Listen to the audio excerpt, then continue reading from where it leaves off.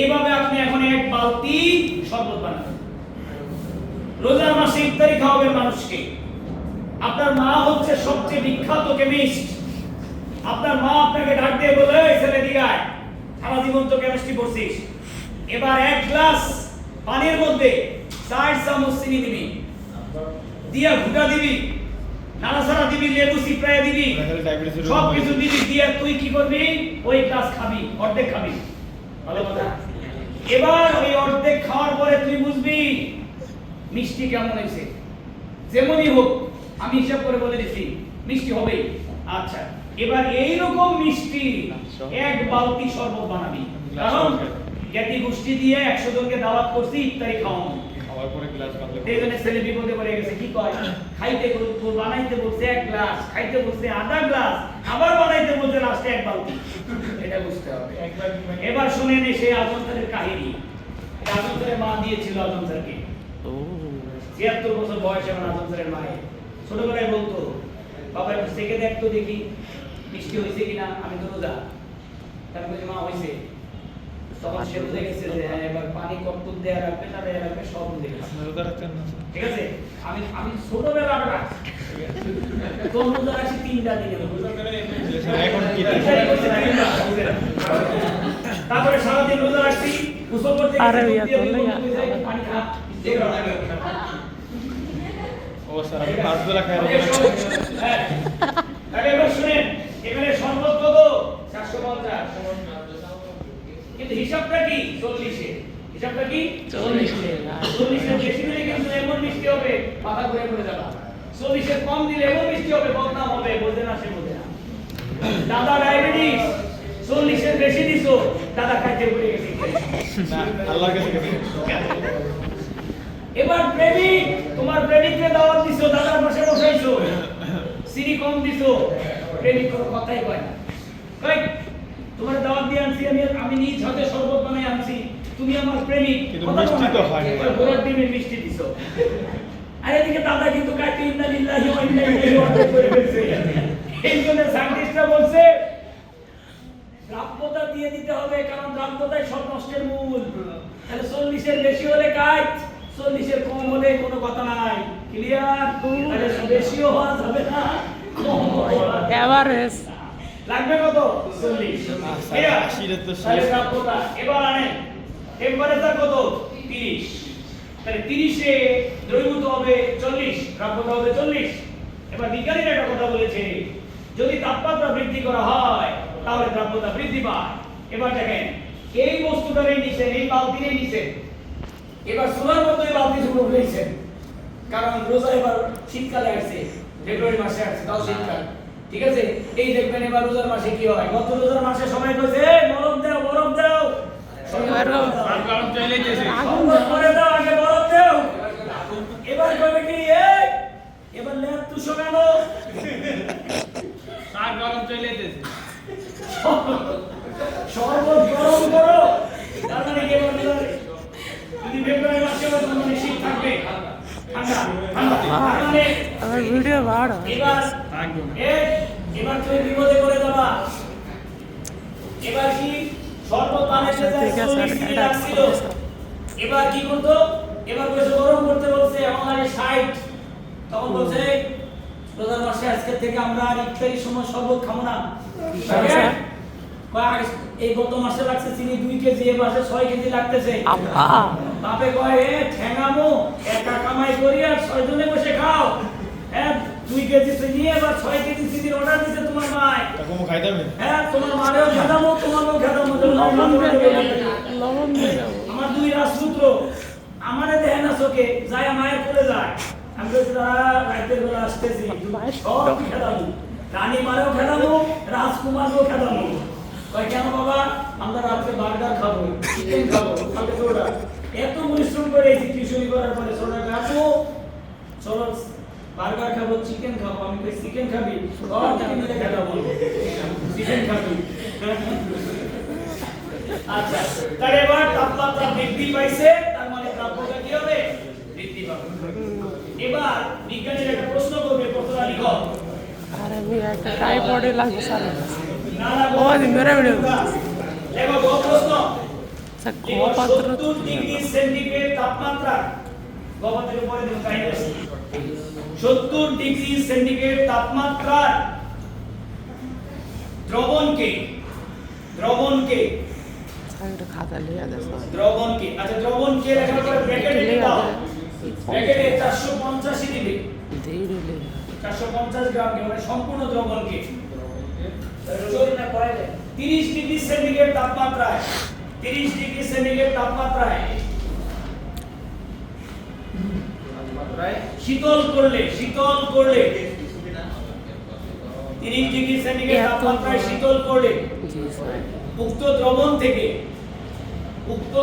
থেকে কতটুকু বস্তু সরিয়ে নিতে হবে, উক্ত দ্রবণ থেকে কতটুকু বস্তুর পাশে দাও লেড নাইট্রেট সরিয়ে নিতে হবে। আচ্ছা এবার একটু চট করে অঙ্কটা করাইছি আমি, একটু চট করে একটু দেখেন, যারা নতুন আছেন যারা ভুলে গেছেন তারা একটু দেখেন। প্রথমে একটু লিখবেন 70 ডিগ্রি সেন্টিগ্রেডের জন্য 70 ডিগ্রি সেন্টিগ্রেডের জন্য আমরা শর্টকাটে করি একটু, S সমান 100 ইনটু m বড় হাতের m মাইনাস m, এই সূত্রটা লাগবে। একটু পাশে ডাটা দিয়ে দেন, ডাটা হলো S সমান কত আছে 70 60 কত আছে 60, পুরো দ্রবণের পরিমাণ কত 450 গ্রাম। আচ্ছা এই 450 গ্রাম দ্রবণ বানাতে ছোট হাতের m লাগবে কত ওয়াট, ছোট হাতের m বের করতে হবে ওয়াট। আচ্ছা এই দ্রবণ পেলাম, ছোট হাতের m যদি পেয়ে যায় তাহলে পানি কতটুকু লাগবে, পানি মান কিভাবে বের করব, m minus m m minus m equal to what, তার মানে একটা শরবতের জন্য তিনটা জিনিস লাগবে, একটা হলো পুরো শরবতের পরিমাণ কত অর্থাৎ দ্রবণের পরিমাণ কত বড় হাতের, কতটুকু বস্তু লাগবে সেটা হচ্ছে ছোট হাতের m, আর কতটুকু পানি লাগবে সেটা হচ্ছে বড় হাতের m minus m, বড় হাতের m minus m। তাহলে বলো তিনটা জিনিস লাগতে হবে, একটা বড় হাতের m দ্রবণ, একটা লাগবে ছোট হাতের m বস্তু, একটা লাগবে বড় হাতের m minus m পানি। তাহলে এই তিন তত্ত্বটা যদি পেয়ে যান তাহলে আপনি অঙ্ক করতে পারবেন। তাহলে এবার বলেন এখানে আমরা s বসালাম 60, 100 ইনটু m, এখানে বসালাম 450 মাইনাস m। তাহলে এবার একটু শর্টকাটে করেন 100 m আর হচ্ছে এখান থেকে আসবে কত 60 দিয়ে গুণ দিলে আসবে 60 m, আর এটা হবে 60 ইনটু 450, তাহলে 160 m 60 ইনটু 450, অতএব m সমান হলো 60 ইনটু 450 ডিভাইড 160 কত মেয়ের মাথাটা কত আছে 60 ইনটু 450 160, হ্যাঁ না এত বেশি হলো হ্যাঁ 168 75 এত গ্রাম, হ্যাঁ এটার থেকে বেশি হবে যোগ হবে যোগ। তাহলে দেখেন গরম অবস্থায় অর্থাৎ 70 ডিগ্রি সেন্টিগ্রেড তাপমাত্রায় লেড নাইট্রেট লাগবে m সমান 168.75 গ্রাম। কি করছি এই যে কোণাকুণি গুণ করছি 100 m আর এটা কোণাকুণি গুণ করছি, তাহলে কি হবে 60 এই 60 দিয়ে 60 মাইনাস m, তাহলে ওই 60 m এদিকে নিয়ে আসছি একবারে, এই যে একবারে নিয়ে আসছি। আর এমনি এই যে জায়গাটা বলতে না সে বলতে না রে, এই যে 100 m সমান হবে 60 450 মাইনাস হলো হ্যাঁ আর এই গ্রাম হবে, তাহলে এইভাবে আমরা এই যে কোণাকুণি গুণ করে m এর মান বের করলাম। তাহলে এটা কত অবস্থায় গরম অবস্থায়, তাহলে গরম অবস্থায় লেড নাইট্রেট লাগবে কতটুকু 168 গ্রাম। এবার বলেন গ্রাম হবে না, হ্যাঁ গ্রাম দ্রাবকের পরিমাণ দ্রাবকের পরিমাণ বড় হাতের m মাইনাস m অর্থাৎ পানি কত বলেন? মোট শরবত কত? 450। আর চিনি কত? লেটের নাইট এখন চিনি মনে করেন। চিনি কত? 168। তাহলে পানি কত? यस, নিজের মতো করে ভাববেন। যত বড় বিখ্যাত বিজ্ঞানী হবেন সবকিছুকে নিজের মতো ভাববেন। ভাববেন মোট শরবত কত? 450। লেড নাইট্রেট দেখ আর লেড ক্লোরাইড দেখ আর 20 দেখ, আপনি বলবেন চিনি। আপনি ভাববেন কি? চিনি। তাহলে চিনি কত? 168। এবার দ্রবণ গেল, শরবত গেল, চিনি গেল, থাকবে কি? পানি। থাকবে কি? পানি। यस, তাহলে এবার দেখেন এবারে 168 পয়েন্ট কত? 75 বিয়োগ দেন কত? 281.25 গ্রাম। এটা হলো পানি। দেখেন তো তিনটা জিনিস পেয়েছেন কিনা? দ্রবণ, বস্তু এবং দ্রাবক, তিনটা জিনিস পেয়ে গেছি। আর একটা জিনিস মনে রাখবেন, ঠান্ডা অবস্থায় যতটুকু দ্রবণ এই শরবত পানি লাগবে, গরম অবস্থায়ও ততটুকু পানি লাগবে। তাহলে পানির পরিমাণ, দ্রাবকের পরিমাণ গরমের মধ্যেও যা লাগবে ঠান্ডার মধ্যেও তাই লাগবে। হোটেলে গেছেন, বলছেন ভাই কফি দেন, আধা ঘন্টা বসে আছে, কেউ কোনো কথা বলে না, কোনো ওয়েটার আসে না। এবার আবার যখন চিৎকার দিয়ে হচ্ছে রে কেউ আসেন, তখন সুন্দরী মেয়ে প্যান্ট শার্ট পরে এসে বলতেছে এক্সকিউজ মি ভাই এটা মাই হোয়াট হ্যাপেন, আপনি রাগ করতেছেন কেন? ক্লিয়ার? তখন বলবেন আমি কফি চেয়েছিলাম, আপনারা দেন নাই। বলে আপনি তো একটু ভুল করেছেন স্যার, সরি স্যার আপনি একটু ভুল করেছেন। বলে কি ভুল করছি? বাপের জন্ম থেকে কফি খেয়ে বড় হইছি, আর আপনি বলতেছেন ভুল করছি, বা জি স্যার ভুল করছেন। আপনি ঠান্ডা খাবেন গরম খাবেন বলেন নাই। হোয়াট? ঠান্ডা গরম বলি নাই? ও রিয়েলি সরি। বলে কেন ঠান্ডা গরম বলতে হবে কেন? হ্যাঁ ওখানে কেমিস্ট্রি আছে, আদল স্যারের কেমিস্ট্রি ক্লাস করে আসেন জান। কি ঠান্ডা অবস্থায় পানি যা লাগবে গরম অবস্থায় পানি লাগবে তা, কিন্তু কফির পরিমাণ ঠান্ডা অবস্থায় কফি লাগবে 2 চামচ আর গরম অবস্থায় কফি লাগবে 3 চামচ, নালে ফ্লেভার আসবে না। কি বার আসবে না? ফ্লেভার। আপনি আমারে বলবেন এই জন্যই তো আমরা চা কফি দেইনি, আপনার আধা ঘন্টা বসে রাখছি। এটা জানি ম্যানেজার বলতেছে হ্যাঁ আমি দেখেছি আপনি এসে বলেছেন কফি দেন, কিন্তু দ্বিতীয় সেন্টেন্স বলেন না। দ্বিতীয় সেন্টেন্স বলেন নাই কি? বন্ধুরে বলছে দোস্ত মেয়ে দেখবি আমার জন্য, মেয়ে দেখছে। পরে বলছে বিয়ের দিন বলতেছে মেয়ে তো পছন্দ নেই। কয় মেয়ে পছন্দ হয়, আমরা তুই মেয়ে দেখতে বলছে মেয়ে তো দেখছি। কয় কালো না ফর্সা এটা তো কই নাই। বাবা দোস্ত তো ভুল হয়ে গেছে। ক্লিয়ার? তাহলে কফির দোকানে যেয়ে কিন্তু ভুল করবেন না। আমার অঙ্ক ভুল করতে পারেন, কিন্তু কফির দোকানে যেয়ে ভুল করবেন না। মনে রাখবেন ঠান্ডা অবস্থায় যতটুকু পানি লাগবে, অর্থাৎ বড় হাতের m মাইনাস m যতটুকু লাগবে, গরম অবস্থায়ও বড় হাতের m মাইনাস m ততটুকুই লাগবে। এবার বস্তুর পরিমাণ কত লাগবে এটা বের করব আমরা। এবার লিখো 30 ডিগ্রি সেন্টিগ্রেড। 30 ডিগ্রি সেন্টিগ্রেড জন্য দেখেন একবার সরাসরি বসান। এবার ভাটা ভাটি এবার দেখেন এস দেওয়া আছে, ঠান্ডা ঠান্ডা ঠান্ডা কত? 30 40। এবার 40 বসান। আচ্ছা এর উপরে কি প্রাইম দেবেন? প্রাইম দেন, দিলে ভালো হবে। প্রাইম দেন। এবার বলেন তো বড় হাতের m মাইনাস m কত? 281। এই তো বুঝে গেছে। হ্যাঁ এবার দেখেন তো একবারে ক্লাস 7 এর মতো, 7 এর মতো এবার বের করেন m prime. m prime equal to কত হবে? 40 ইনটু 281.25 ডিভাইড হলো 100। বলেন কত? 112.5 গ্রাম। এই যে দেখেন গরম অবস্থায় রাখছিল কত? 168। গরম অবস্থায়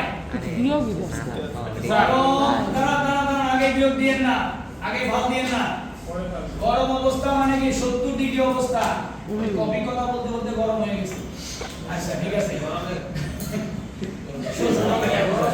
আচ্ছা 70 ডিগ্রিতে রাখছিল 168.75 গ্রাম।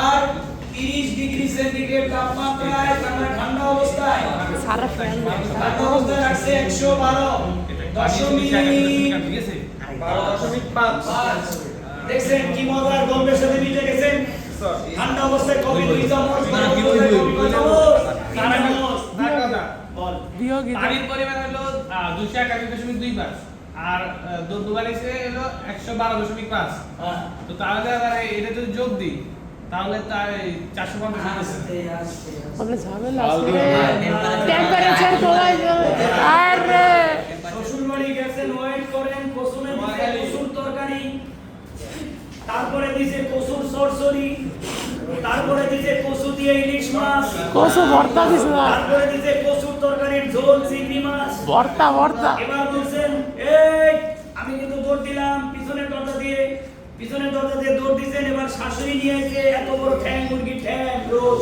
এত বড় মুরগি এরপরে ছোট শালি নিয়ে এসে কালো গুনা আর মেজর শালি নিয়ে এসে হচ্ছে এবার খাসির রেজালা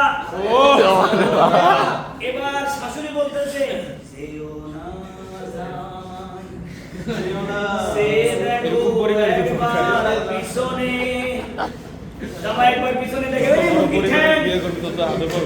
এবার জামাই বলতেছে কি করবো আমি তো দৌড় দিছি বাড়ির দিকে এখন কেমনে ঢুকবো পিছন থেকে শালি কয় শক্তি দিয়ে যাইতে ধরে রাখছে মানে আসো কিছু হবে না স্যার বলবো স্যার এবার গাড়িতে যখন চাবি আবার লাগাই বের করে ফিরে আসছে এবার দেখে যে চাবি গরু, খুলে খাসি, রাখছে। মুরগি, গাড়িতে কলিজা, চাবি মলিজা খুলে যা আছে রাখছে। সব নিয়ে এই জন্য এই শাশুড়ি বলছে জামাই এখন তুমি আমার মেয়ের জামাই কিন্তু তুমিও একদিন কি হবে তুমিও কোনো একজন মেয়ের শ্বশুর হবা এই হবা মনে রাখবা ফাল দিবা না আলোটা শিখায় না কেমিস্ট্রিতে ফাল দিবা না এই যে ফাল দিলে তো 112 ভালো মিলতেছে না মিলবে এবার দেখ এই দুইটা বিয়োগ কর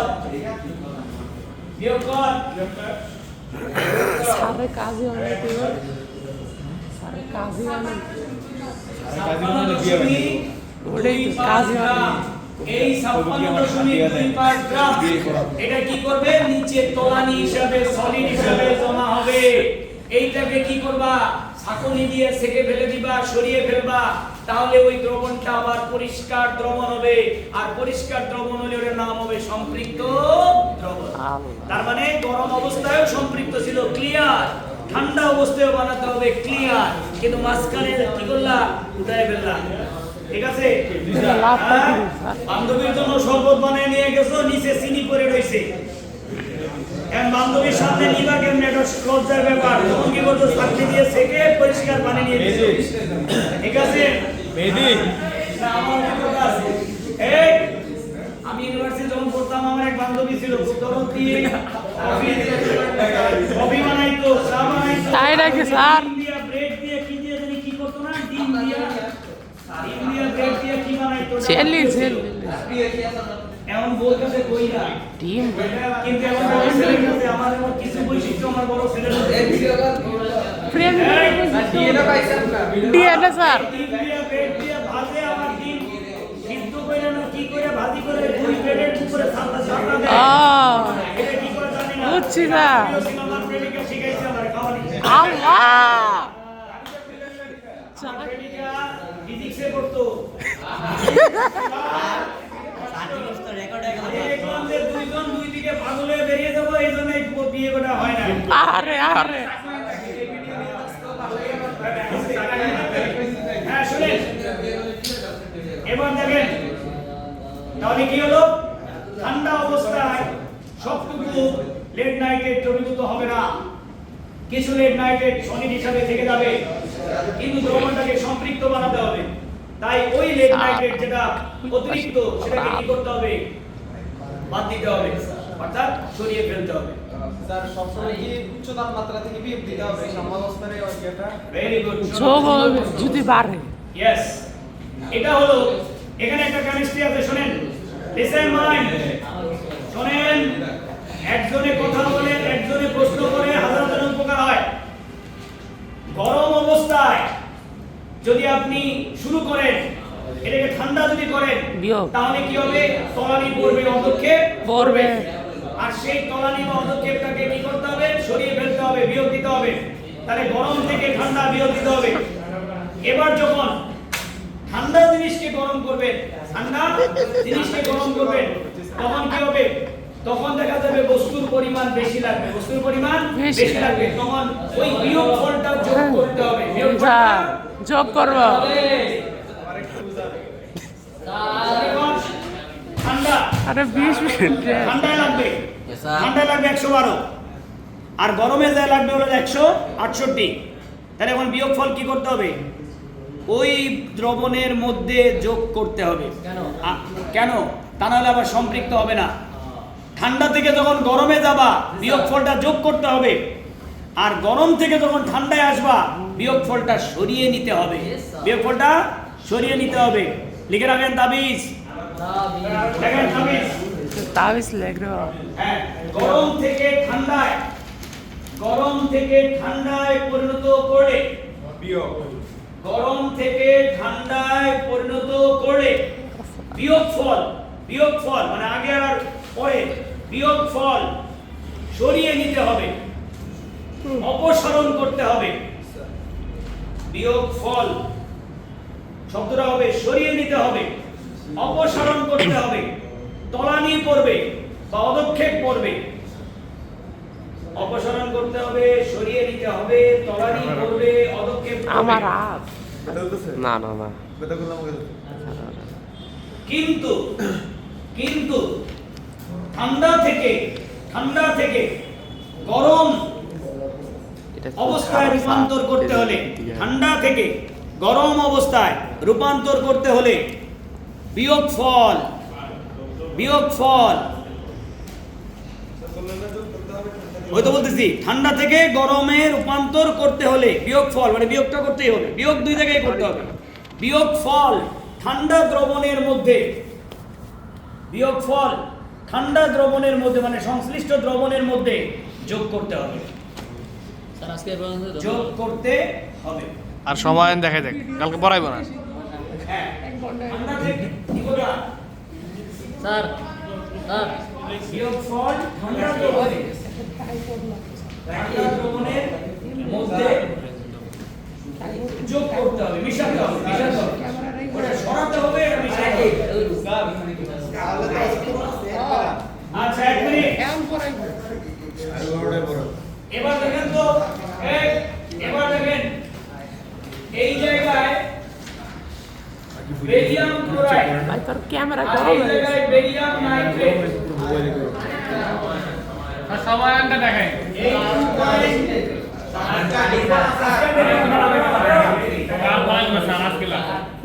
আরে পড়াবো তো কালকে পড়াবো, পড়াবো কালকে পড়াবো, ছুটির পরে আমি তো আজকে নমুনা দেখাচ্ছি, এটা পরে প্র্যাকটিস করবেন। কালকে সাথে শুনবি এই কালকে আমার